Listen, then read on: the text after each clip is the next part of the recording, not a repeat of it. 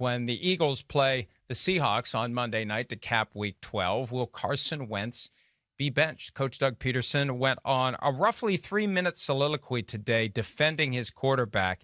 Then he was asked questions whether or not his quarterback was still the starter. Here's some of what went down. You're not making that move, right, Doug, to a different quarterback? Not today on Wednesday, no. Okay, possibly for Monday? I'm focused right now on getting better today. I mean, We're looking. I don't know. I mean, I would say no. Carson's your starter for Monday? Yes.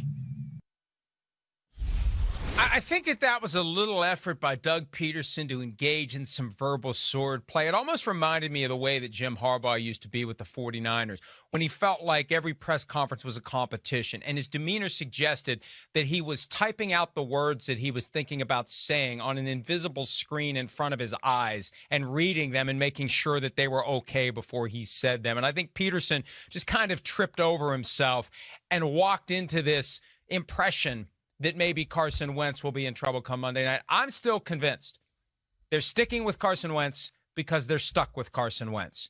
And I saw somebody making the argument today, well, at some point you just have to say, hey, it's sunken costs and rip off the Band-Aid, and we got to pay him. But no, he's going to take up a huge percentage of your salary cap next year. You can't have a guy sitting on the bench to whom you're paying $25 million in a year when the cap is $175 million. You have to try to keep making chicken salad no matter how much chicken stuff is otherwise getting all over your shoes. You have to keep trying. You have no alternative until after next season. That's the deal they did when they signed into that huge long-term contract. I am curious, Mike, how much of this is the fact that they don't really have any weapons? And the two biggest weapons they have are their tight ends. And we know that Doug Pederson likes to play a lot of 12 personnel.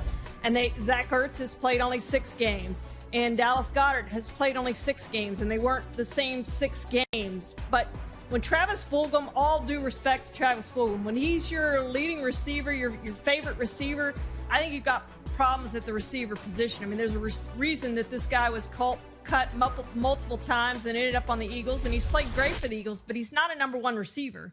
And, Jalen Reagor was hurt, their number 1 draft pick. But I just wonder how much of it, Mike, is not having the weapons, not having help.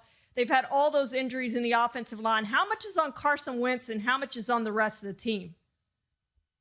Yeah, well, we saw it last year, though, when it was Carson Wentz and a band of no-names, and Carson Wentz somehow willed that team to the playoffs. So we were spoiled by that. So we're thinking, hey, you don't have weapons. You did it last year. Why can't you do it this year? And I think that's the lingering problem. I continue to believe he's pressing.